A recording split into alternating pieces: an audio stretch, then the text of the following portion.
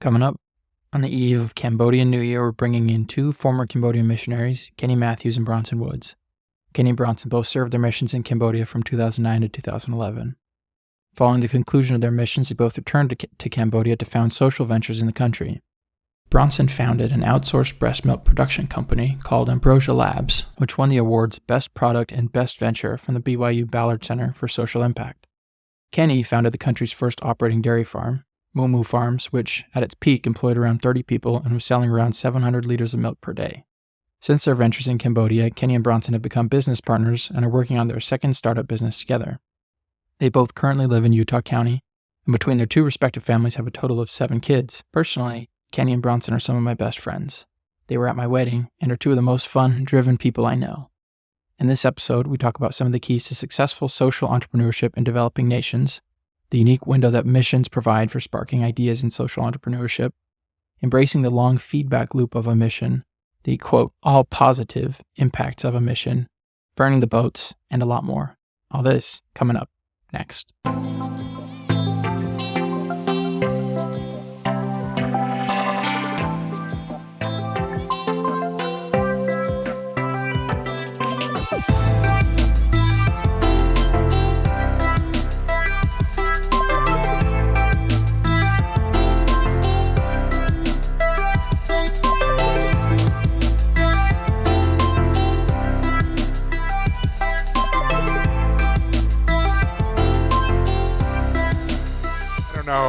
Just this week, I clicked on a phishing link, and Kenny was like, Bronzson, that's definitely a phishing link.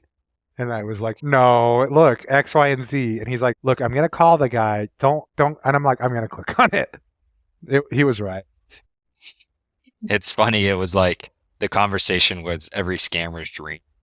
Look, it's too good to, I can't resist myself. I have to click this. Just wait. No, all my doubts are dissipated. Look, I looked up this other thing. I know that's legit because I looked the second thing up. And then I think right before he clicked, he says, look, I just have to know what this link is. Actually, we should just go into it. So you guys are serial entrepreneurs, which I was trying to figure out how to land the plane on this joke since both of your entrepreneurial ventures had to do with milk. I couldn't really land the joke. But you are serial. Gesturing toward the joke is good enough. Yeah, look, killing people in businesses instead. No.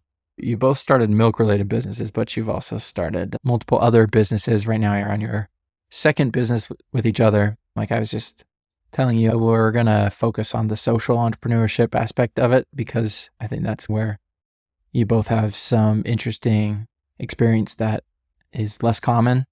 So let's start with you, Bronzson. First of all, your background a little bit. You took the LSAT, we're going to go to law school, got accepted. Where was it again? Northwestern.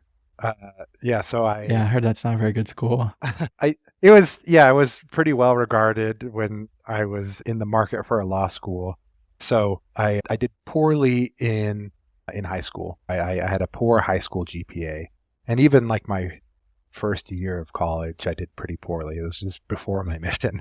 And then after my mission, I came back, of course, a changed man with a lot more dedication to the academic arts and like a realization that I needed to take it seriously. So I took it very seriously and did very well and decided I read Malcolm Gladwell's The Outliers and read about 10,000 hours. And I said, oh, you know what? I'm going to apply that principle to the LSAT.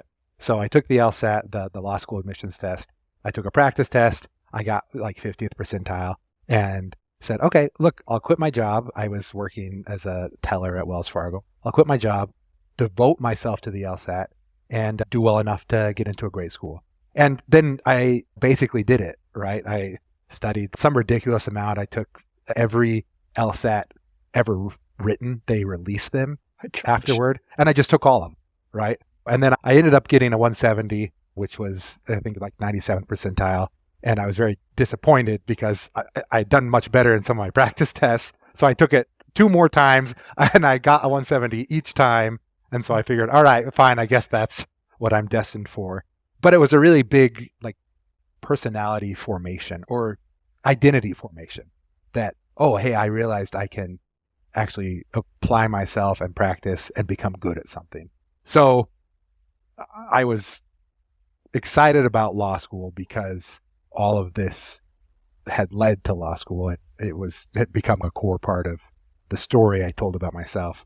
I got into the Northwestern through a kind of an interesting program. They've got this early admissions program where if you apply there and they accept you, they give you a big scholarship, but then you have to renounce your applications everywhere else, withdraw your applications everywhere else.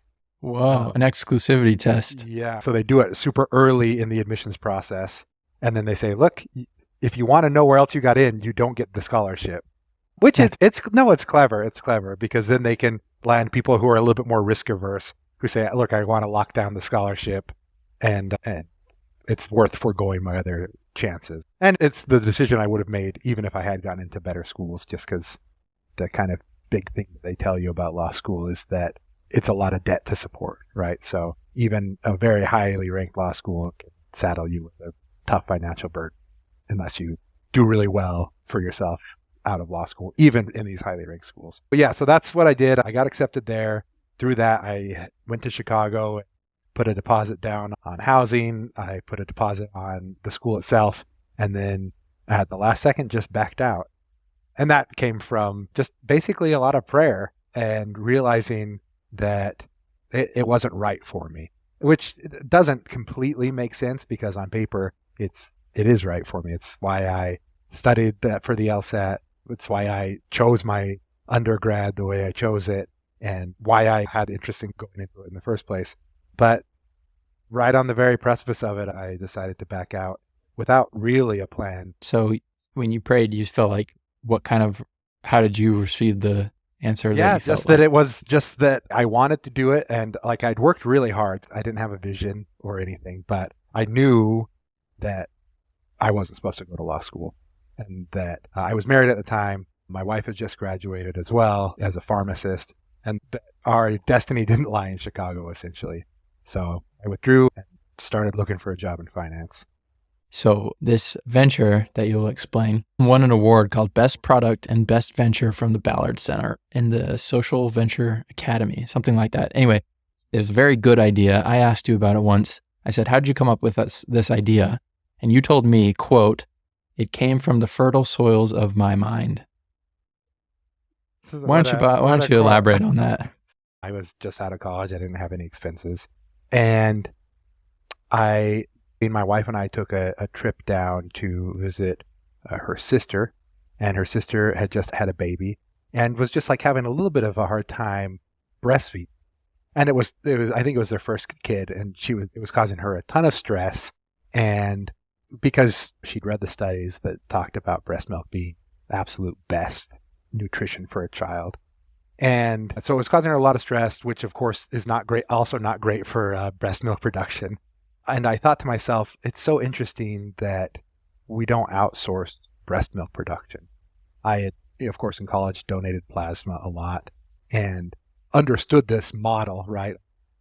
Oh, certainly we can pay people to produce this very valuable resource of plasma for us. Why couldn't we do the same in breast milk? And then took a step further and thought to myself, it might not make sense from a cost perspective to do it in the U.S. What if we outsourced the production to a cheaper labor market, essentially?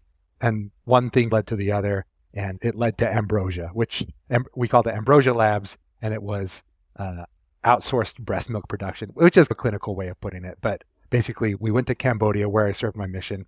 We found mothers who had kids who were at least 6 months old and said, hey, we'll pay you to come pump at our clinic.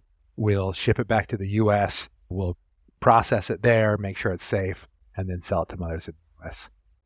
Tell us a little bit about the traction you had and then eventually the demise. Yeah, so we had quite a bit of an initial success. So I went over there initially and put together a clinic, hired some like clinic administrators who would actually help people get in, help them donate, and then pay them, etc. And then we then recruited our first donors, got our first shipment out like about 6 weeks and over to the U.S. and processed and ready to go by like Christmas. And I remember having it there. We had put up a website talking about, if you're a mother that needs breast milk for whatever reason, here's safe breast milk. And we may have covered this already, but like there existed a breast milk market in the US. And what the market looked like was two-sided. First, there was donor milk from these non-profit milk banks. And these were like universally regarded as safe. And we actually followed their SOPs when we were setting up our clinic, when we were processing. Because they had done the research, they had cited all their sources, and they'd made a lot of milk banks very safely. We modified those SOPs a little bit, but like we used this foundation. The problem with those banks is that they're just severely limited in supply. Right? So all of 100% basically of their supply at the time was going straight into NICUs, right?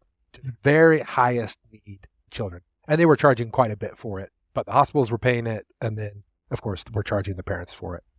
And they couldn't induce more supply because they had to just basically ask their donors to donate for nothing, right? Just out of the goodness of their heart. So their supply was very limited, and they didn't really have good options for getting more additional supply, right? Just these donors who say, yeah, I'll send in a bunch of breast milk. The other kind of path to getting breast milk in the U.S. was the gray market. So, which is, between the black market and the actual market. And it wasn't illegal, but it was also just like the Wild West. NPR actually bought some of this gray market breast milk and did some tests on it. I'm sorry, NPR reported this. They didn't actually do the study. They saw the study and reported on it. And 80% of it was contaminated. Some of it had drugs in it. Like, it was just very dangerous milk, right? And that's because the people were getting online on a Craigslist type exchange and selling it. It's really scary. You don't know anything about the actual donor. It's not being processed. It's raw. So then if you're a parent, you're either going to feed it to your kid raw or you're going to process it yourself. And who knows what that looks like. And so it was just, that's a very scary market, but it was doing a lot of volume. So there's these two kind of markets, the direct to hospital market and the market. And what we were aiming to do is to create a product for the parents who didn't have their child in the NICU, nonetheless needed it for whatever reason, right? They had to go back to work. They didn't have natural supply, et cetera, and have a product that's to the hospital milk standards, right? So that's the target market that we're looking for. And so we put up a website, and I remember us getting our very first order. I think it was like Christmas Day or the day after Christmas, and someone bought like $200 worth of milk. And from then it was just a avalanche isn't the right word, but domino effect that people would be doing repeat orders, and we had, we didn't do a ton of advertising. We did some like Google AdWords and then word of mouth, but yeah, we sold out very quickly, right? And then of course we were ramping production in Cambodia, and yeah, we were able to sell quite a bit of it to this market that we knew existed. And I was going to say, at the time, you were shipping it all over in liquid form on a freight ship, right? Dry ice, that whole thing. Is that right? So at the beginning, we were plane? shipping it via plane, on dry ice, so it was frozen. And then we were processing it in the U.S. and then refreezing it and shipping it again via overnight on dry ice. And the shipping was really expensive for us, but we were able to innovate a little bit there. Near the end, we were doing freeze dried milk, right? So we would freeze dry it and then ship it to the final consumer just in powder form, and then they would just rehydrate it. It was essentially like formula, but it was actual breast milk. Yeah. Having a kid now, I'm seeing how beneficial the breast milk is. Obviously, it fulfills probably one of the most important social needs as far as social ventures go, like having healthy babies. But there's still an aspect of it that before I even knew more about it, I knew about it, I'd heard about it, but I didn't know about it. And there's part of you that's, this sounds a little nefarious, or this sounds like we're extorting. So explain why it's not extortion in any way, and it is a good social benefit, and then why the way that it was spun, killed it. Yeah, it certainly seems like a little icky, right? You're going and stealing the milk out of Cambodia, out of actual very poor children's mouth to give it to these rich Americans, right? So we were very sensitive to that, and didn't ever want to create a scenario in which we were harming children in Cambodia to try and benefit children in the U.S. or to benefit ourselves. And so we had a couple of like really important guardrails. We limited the amount that mothers could. I guess the most important one is that we didn't allow any mothers to donate until their child was 6 months old. And we had good certificates, good records to go off to make sure that was the case.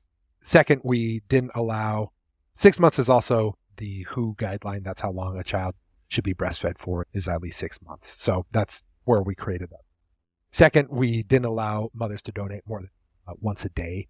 And so the way that supply works is that you need to be continually stimulating milk in order for milk supply to keep existing. So if they were only to come into our clinic and donate once a day, it just doesn't work, right? They need to be doing breastfeeding outside of that in order to keep their supply high for when they do. Mm-hmm. So we were actually increasing the amount of breastfeeding that was going on in Cambodia, because then they needed to continue to breastfeed their child at home to keep their milk supply high.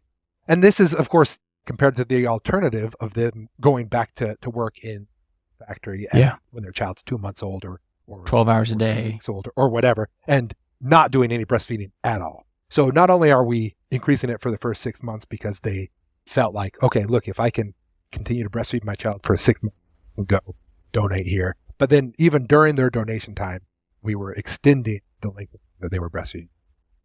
So those were two. We had some additional stuff, but those were like the two important kind of safeguards that we put in place to ensure we were also increasing breastfeeding happening in Cambodia. Yeah, and in turn, they're getting paid for that, and paid, I don't know what you paid, but I think it was paid fairly well for something they wouldn't otherwise be paid for, which they can buy, which as a mother, like, it's incredible. Right. Yeah, it's great. And it was very beneficial for them. The people who loved it the most were the donors. Yeah. Yeah. So when I learned all of that, I thought, that's actually a great huge social benefit. And then really quickly give us the downfall of it. Yeah. So there was, what's the most diplomatic way to say this? The Cambodian government doesn't listen to this podcast, Bronzson, so you don't need to mince words. You're right. So members in the Cambodian government wanted significant bribes to allow us to continue to operate. Significant to the point where it was just beyond our ability to even consider it. And so when we unequivocally shut that down, then it was extremely quickly that there was a law written saying, hey, no more breast milk donation in Cambodia, especially for pay. As in the prime minister came out and said that. Yeah, it was the Council of the Council of Ministers wrote an actual law. Yeah. But it happened basically overnight, and it was after we said we shut these guys down. So almost overnight, we went from being able to export, it not being a problem. It wasn't clearly defined in the codes, but it was defined well enough that we were able to export without any issues to it be just a non-starter. We just had to shut down completely. It was devastating. It was terrible. And no one was more upset than our donors, who thought that they were getting the bad end of a government trying to look good without doing good. And then, of course, the corruption. Yeah, darn it. That's quite a good story. I was just going to add to Bronzson. Obviously, Bronzson and I have a long history of working together since our endeavors in Cambodia, but I've always loved the breast milk idea that he did. And there's some reason, but there's not a lot of reasons to think that this couldn't be replicated in other third world countries. So I think it's something that potentially I can convince Bronzson to revisit maybe in the next 5 to 10 years. Not in Cambodia, of course. I think reversing that law might be impossible. But Thailand and maybe in Vietnam or maybe even another continent, there might be opportunities there to have a similar model. As far as I know, to date, no one's doing quite the same thing. Yeah, there's since then there's for-profit, or even then there was for-profit banks in the U.S. But yeah, no one is going outside of the U.S. that I'm aware of. And I think that the key would be getting explicit government buy-in before you make the investment to go there, because even if it's legal, no one has explicitly legalized it. So getting real buy-in from the Ministry of Health or explaining ahead of time the benefits, because I remember, wasn't there someone at the UN or somebody who was putting out bad press or something like that really just didn't. Yeah, there was a couple of like pieces of bad press right around that time that yeah, definitely didn't help. It's hard. It's hard to navigate. And obviously hindsight's always 2020, and Bronzson gave you his take on that, I think. But yeah, getting explicit government buy-in should be the first move. And then, yeah, getting ahead of the press. I think a huge marketing campaign and as much, not just domestic media, but as much international media as you can garner would bode very well, because it takes one slanderous article to come out and own the Google searches for people to get a lot of misinformation. So I think getting way ahead of that would. Yeah. And it's inevitable that there are people that aren't going to like it, that don't think that, even outside of the safety constraints, that just think that the very concept is incorrect, right? Or exploitive, regardless of any kind of safety measures that you put in place. But like making the case in public for the reasons that it's a positive thing and getting that out there, I think like Kenny said, is completely mandatory for you to be successful. Yeah. Okay, so Kenny, let's go to your experience. Give us your impetus for the idea and just give us the history. Oh, okay. Whew. It's a walk down memory lane. It's been, let's see, 2014. So I guess 10 years now, right? 10 years. The one thing people always ask when they find out I had a dairy farm in Cambodia was, did you grow up on a dairy farm in Utah, or did you major in it or anything like that? And they always find it interesting when I say, nope, not only did I not grow up on a dairy farm, I basically knew nothing about cows or dairy farming, other than I think as like a 12-year-old scout, we went and visited one of the church's dairy farms, and I grabbed one of the teats and practiced milking a little bit. That was the extent of it. You basically just like drinking milk. Yeah, as much as the next guy. Also, I wouldn't say I have a passion for milk consumption. Even it's good on cereal and whatnot, but it's not like I'm throwing down random milk glasses when I'm thirsty. But and this is something I guess I navigate my life on, is I believe in recognizing opportunities and going all in on opportunities, no matter what that is in. So if it's the opportunity is big enough and I think possible, then there's no lengths I think I would go to see that opportunity through, even if it's dairy farm in Cambodia. So while we're there as missionaries, you guys can relate. In Cambodia or Southeast Asia, the milk is disgusting. It's gross. It tastes weird. Bronsson's palate is definitely a little bit more, how do I put this, open? Easygoing, right? So maybe he can't relate as much to this, but I'm much more sensitive to the taste. And I basically gave up milk.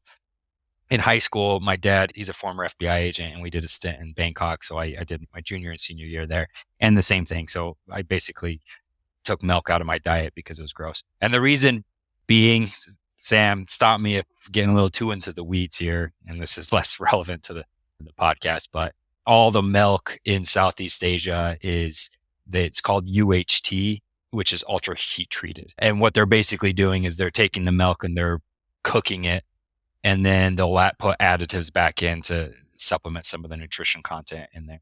So point being is that it's very sustainable. It's very shelf stable. You got the box milk and you have semi-shelf stable stuff where it's still in a refrigerator, but can last up to like 60 days. Crazy, which is, anyone knows anything about milk, that's not natural, right? Because it's actually far from the original product that comes out of the cow.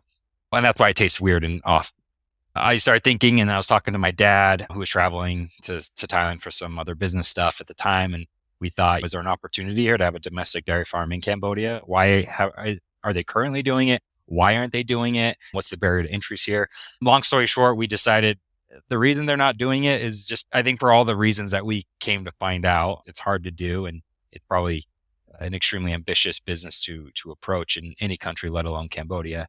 But we did think that there was a real opportunity for it because there was precedent set in Thailand and Vietnam, who both have relatively large dairy industries and operations in both those countries. So we thought if they're doing it, similar climates, similar demographic in a lot of ways, we thought, why can't this be replicated in Cambodia? So we went for it and started getting everything in place. I went back, I finished my senior year, and then that following summer, I was newly married, moved back to Cambodia, and just went for it.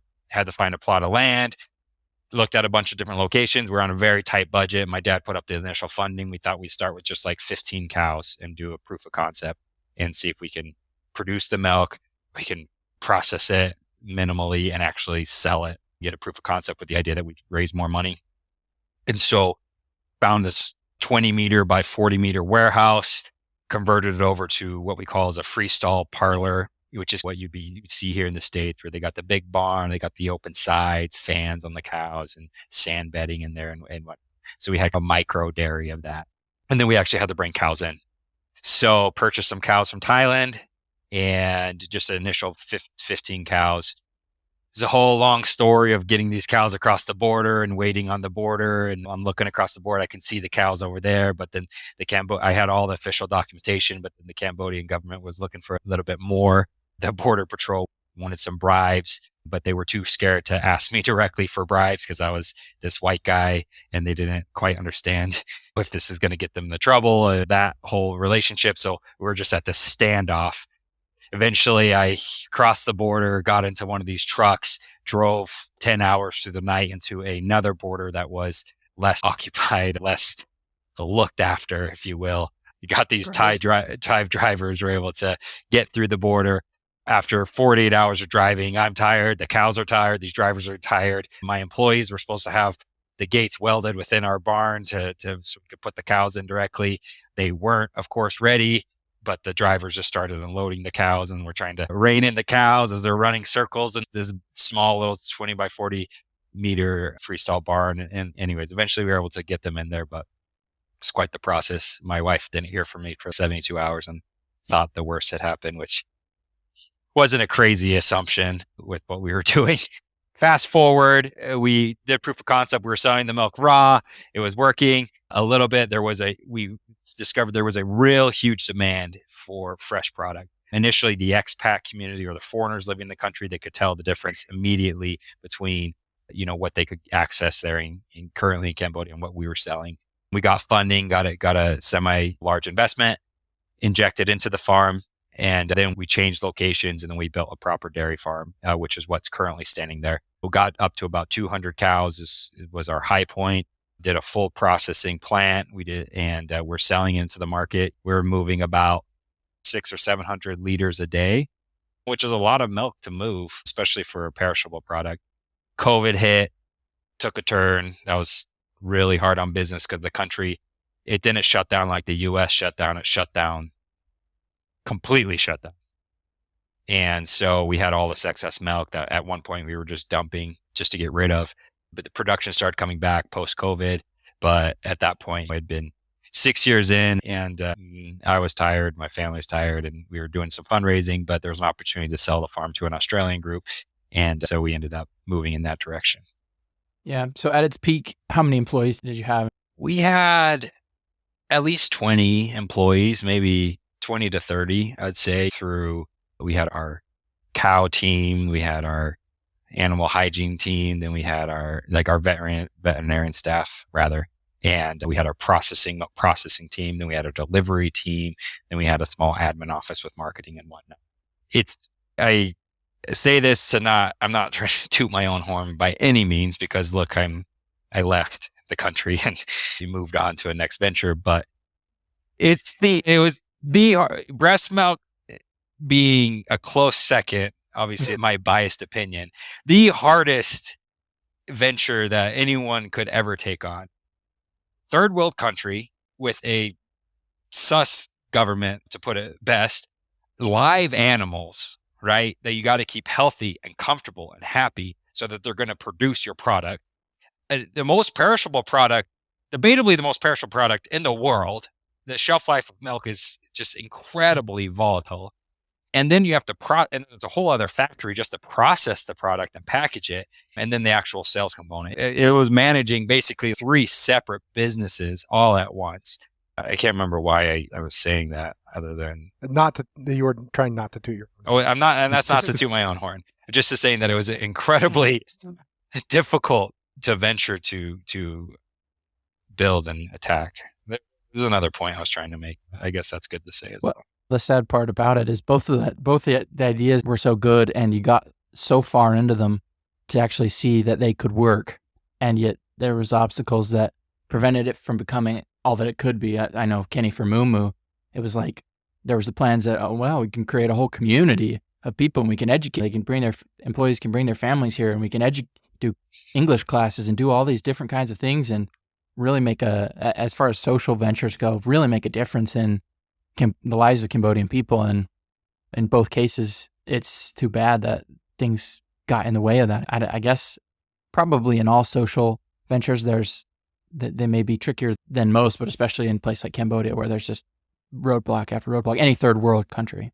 Yeah. And my take on it, and the reason I love Bronson's venture, the reason I did my venture, is I strongly believe in sustainable development, right?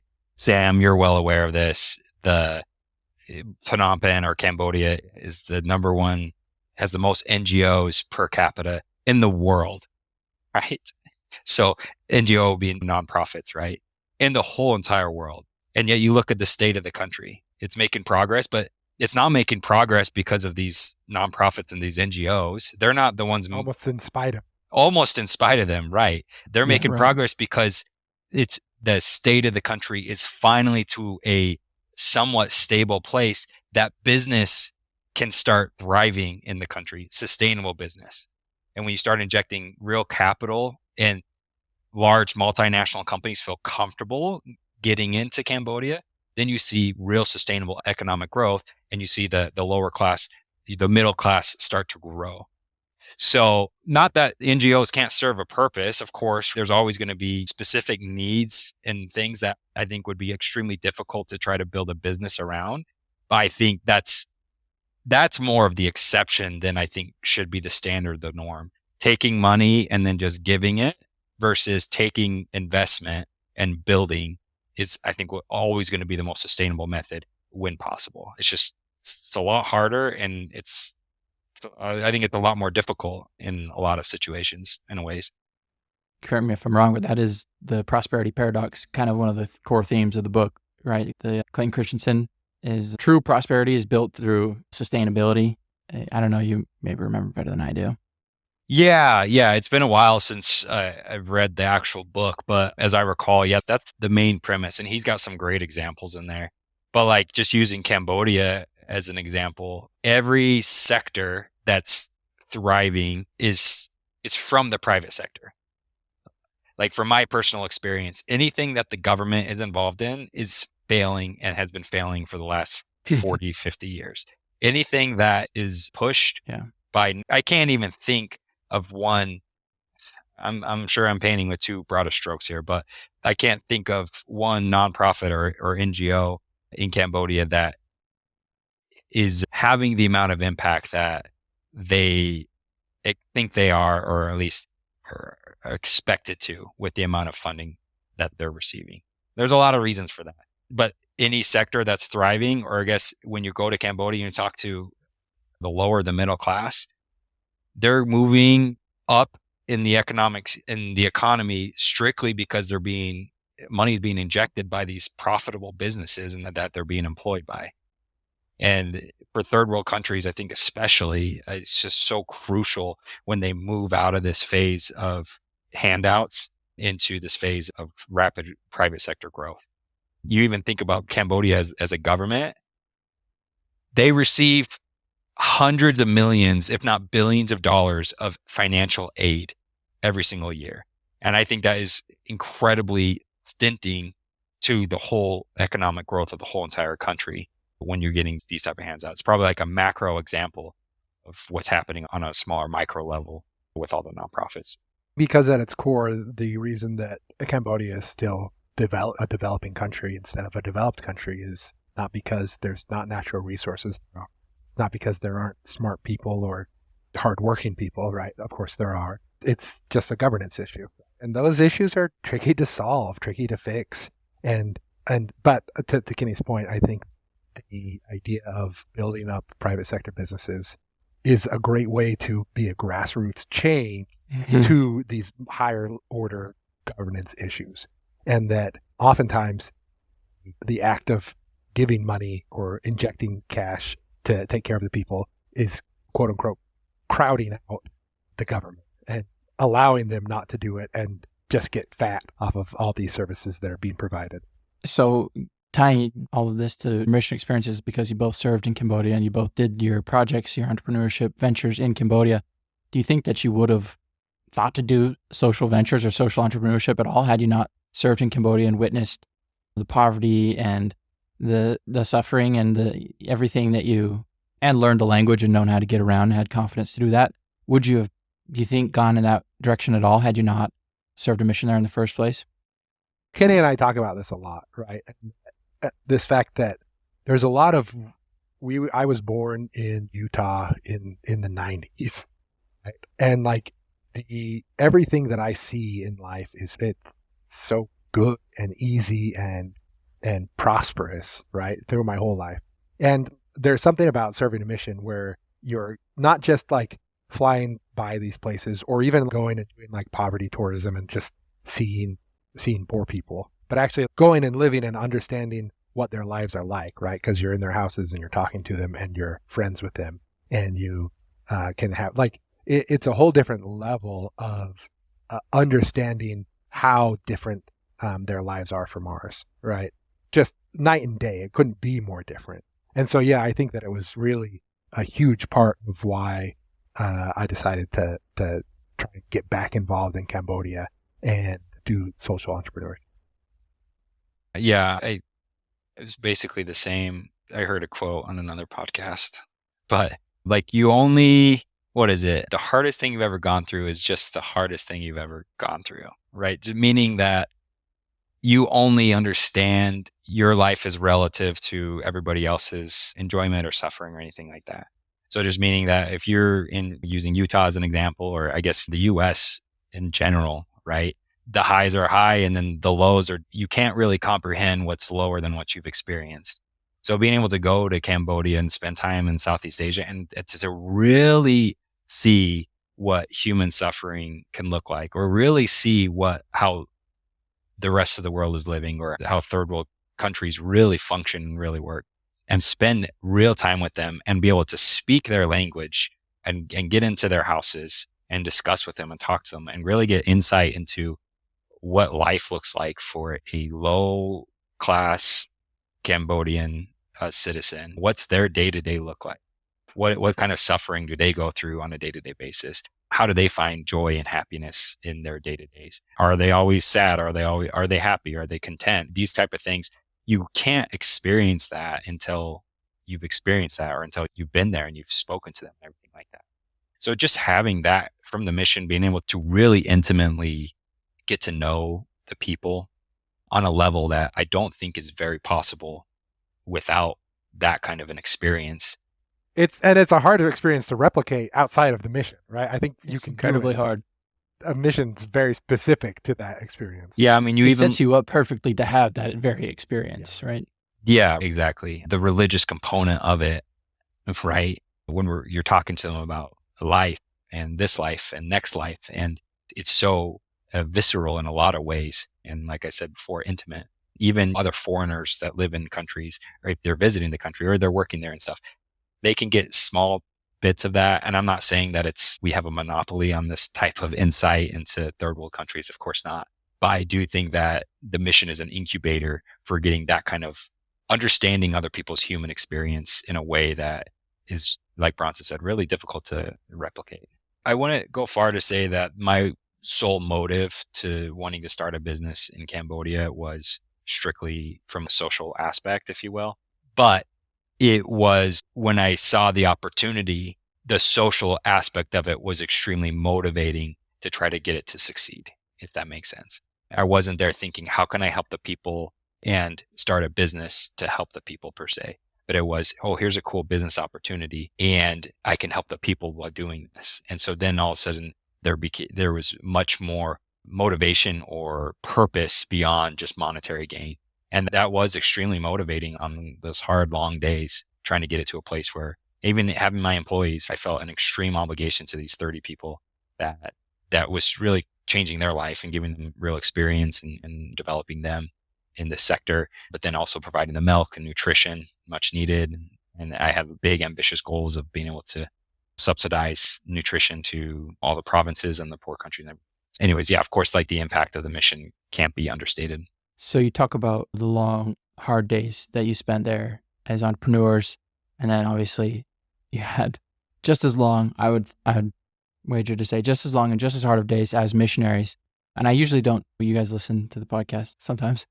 I usually don't go into the spiritual side very much here, but I will ask, we have touched a lot on making a difference in people's lives from a business perspective and how both of your social ventures did that.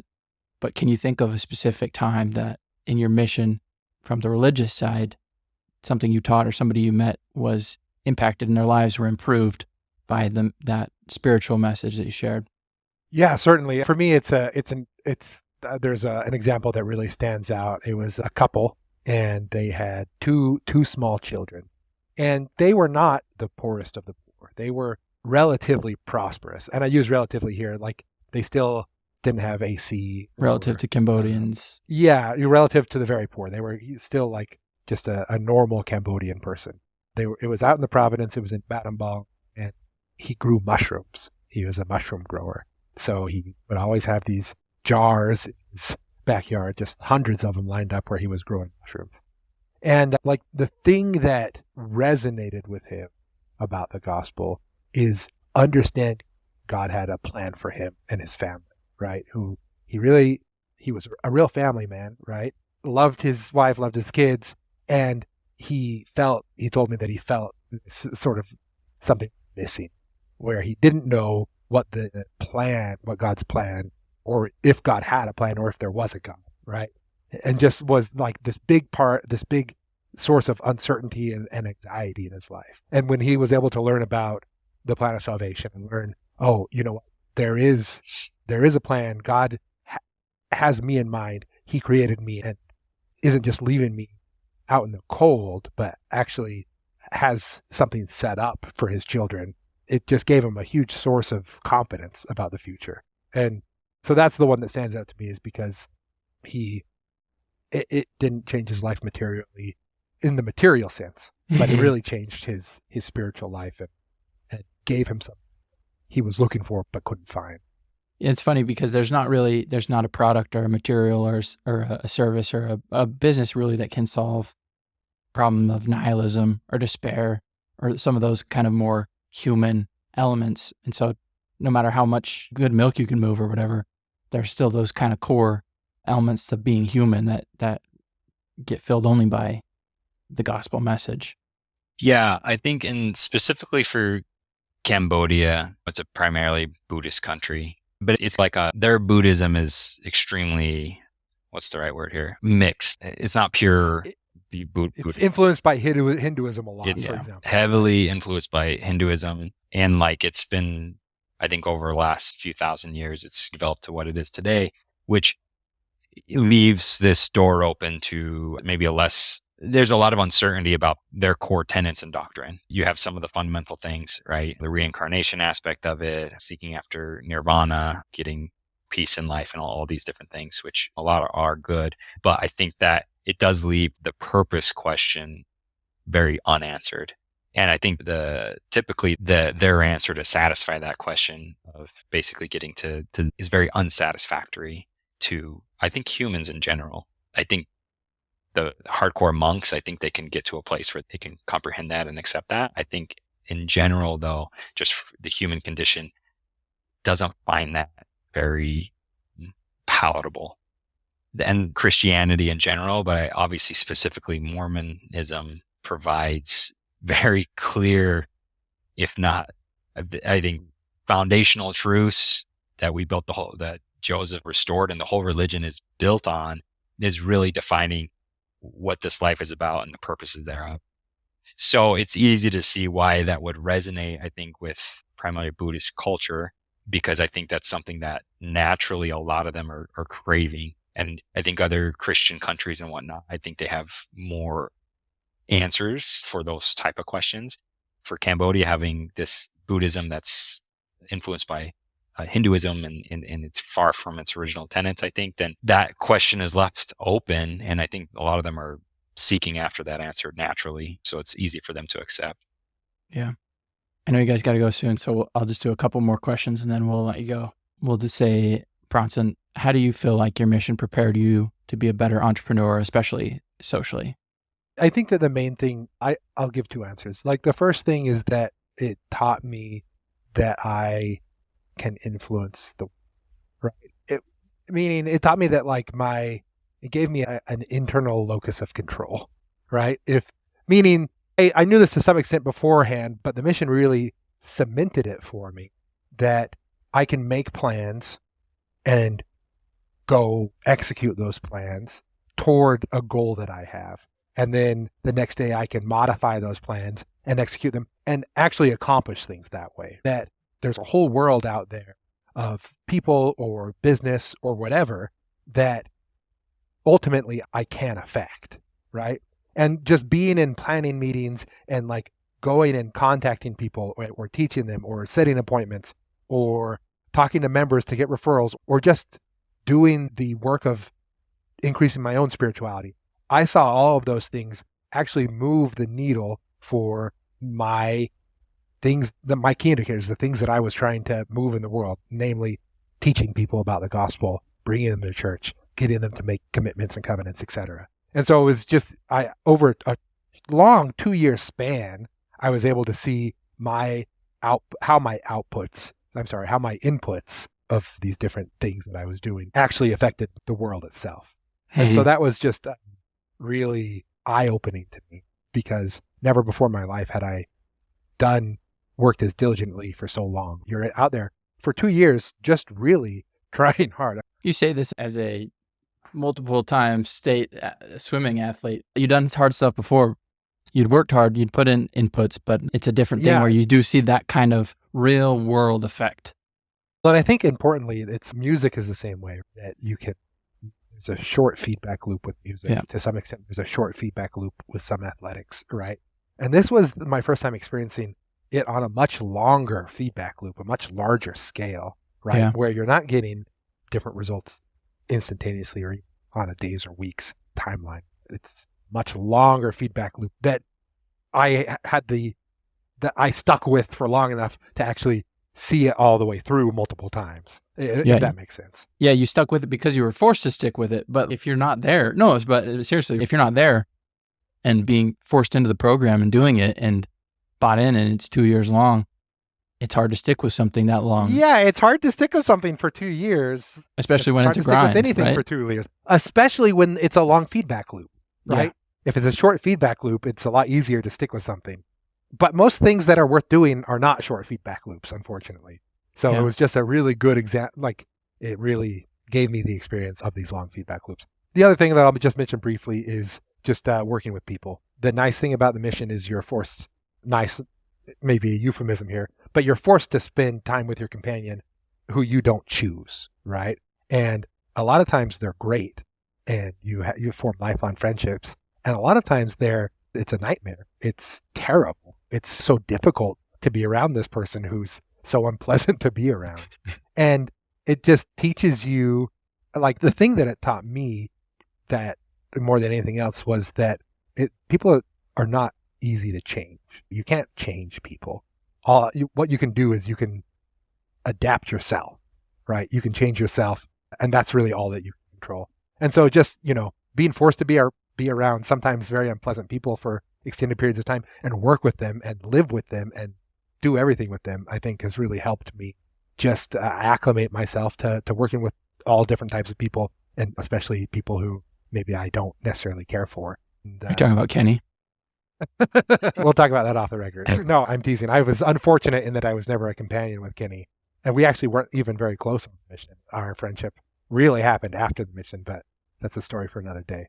Kenny, my question for you was different. I was going to ask, how do you feel like your mission prepared you to be a better human? Oh, it's getting deep. A little soul searching for you here. Yeah, a little soul searching. I think without sounding cliche, because, I hate to sound cliche, I guess, specifically when talking about the mission. But it was obviously extremely defining to who Kenny is now, which is a little ironic because I think the Kenny now is very different than the Kenny who was on the mission. nonetheless, it was foundational to my development and who I am today.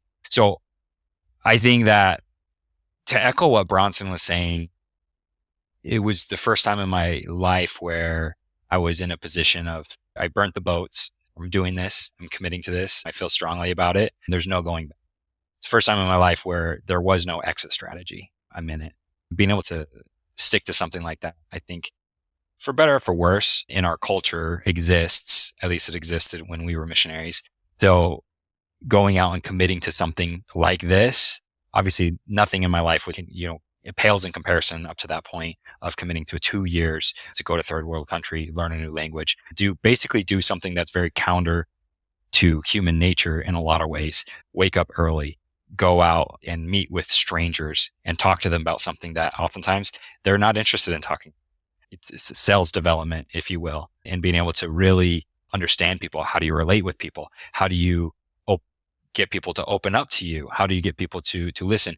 And then how do I understand people? How do I listen to people? How do I develop relationships? Bronzson mentioned companionships. How do I work closely with someone? How do I get the most out of somebody who doesn't necessarily want to give the most? Or how do I regulate my emotions? Not just happens once or twice. This happens on a completely daily basis through the mission. You can't replicate this experience. I truly believe that in any other way other than serving a mission like this. I do think Cambodia was unique because we got to see, as we already mentioned earlier in this podcast, a whole completely different world, different type of people that probably 95% of the world is going to be different than that. And so we got a real insight to this 5%, how the 5% lives. And I think that's extremely humbling, and it gave a lot of insight, a lot of how I view the world being back here in the US, in large part of my time as a missionary, but also just going back there and running business. I think I appreciate my life a lot more. I think I appreciate the US in a lot of ways. I think I don't take for granted the simple things. I think that can be very easy if you live in a bubble and you haven't been able to experience something like that. Yeah. Anyways, those are a lot of the just thoughts off the top of my head. Again, I think I'm a different person than I was as a missionary.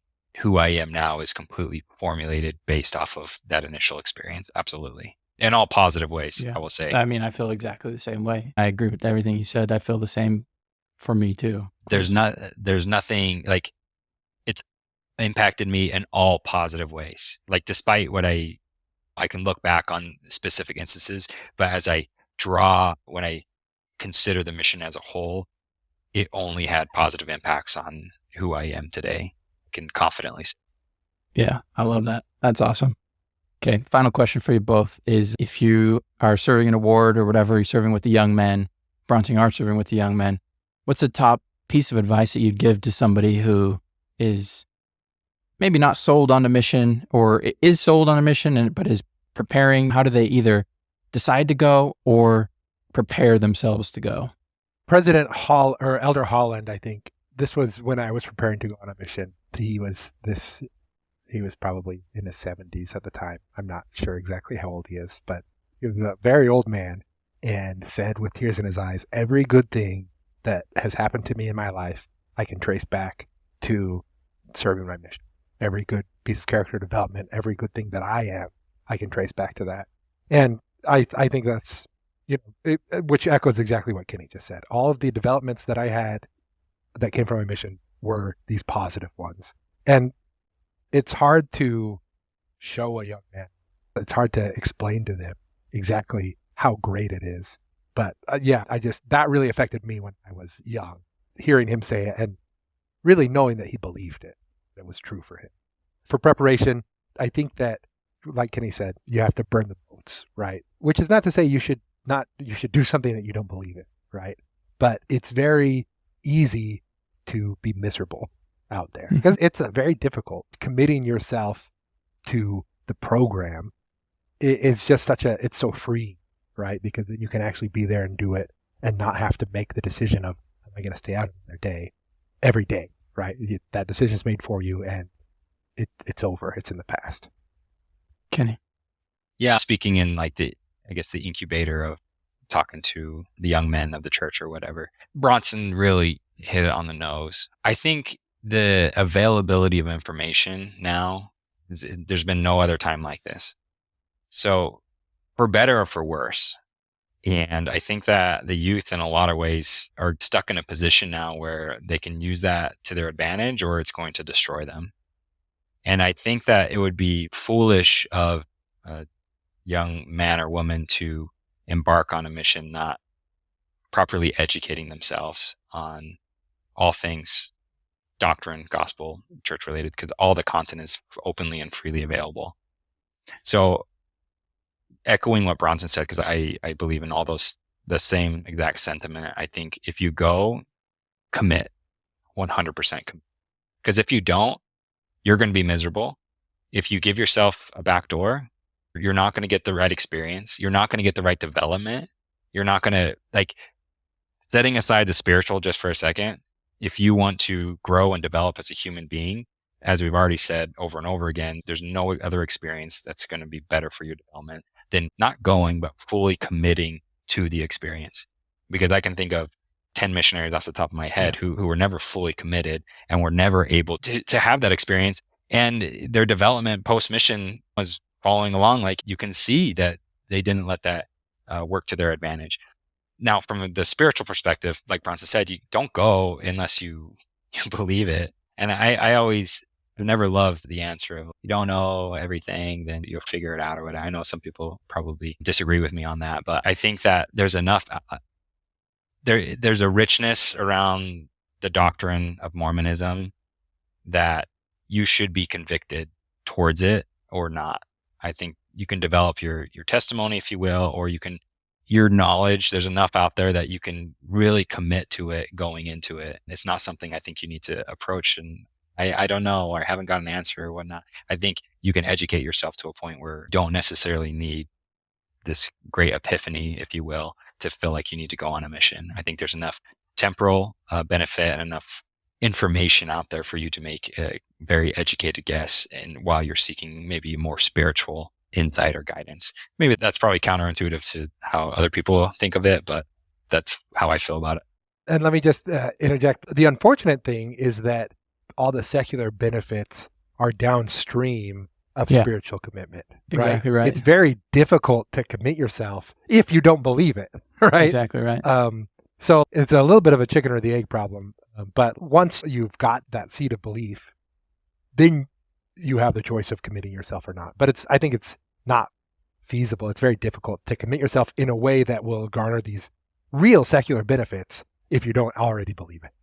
It's funny because I asked that question to pretty much all the guests, and answers vary pretty wildly. And to be honest, I don't know that I think that different answers resonate with different people.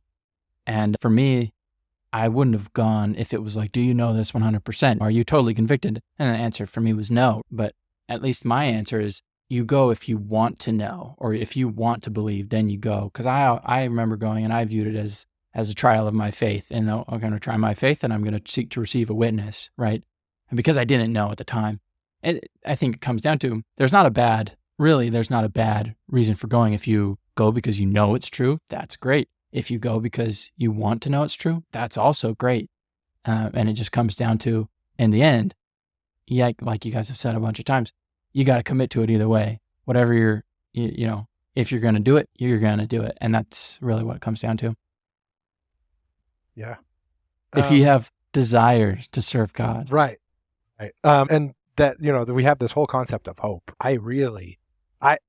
This is far afield, but you can take the classical skeptical view, which says that your senses can't be believed at all, right?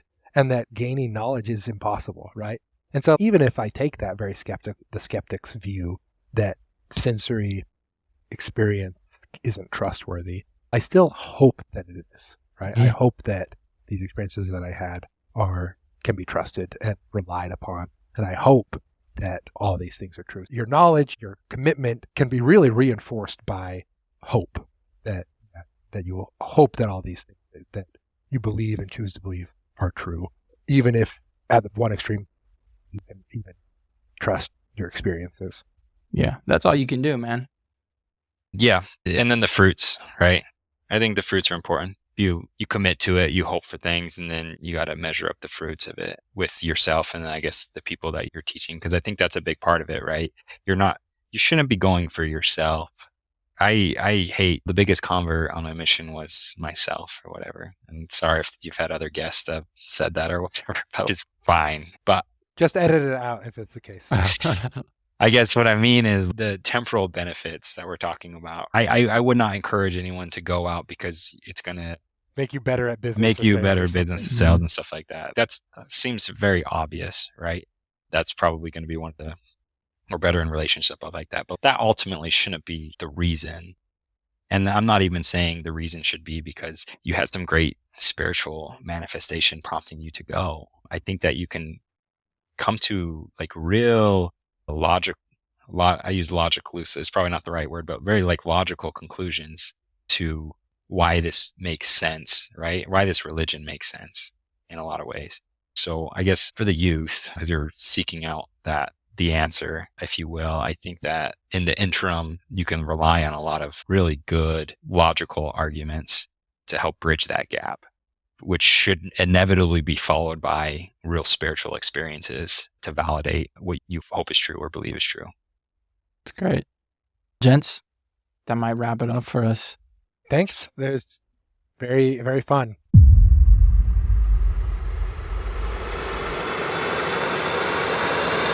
Okay, that's it for the podcast. Thanks again to Kenny and Bronzson for their time, and thanks to everybody who listens. And please, if you will, share this with somebody you know who you think would enjoy listening. Anyway, happy Cambodian New Year, and we'll see you in 2 weeks.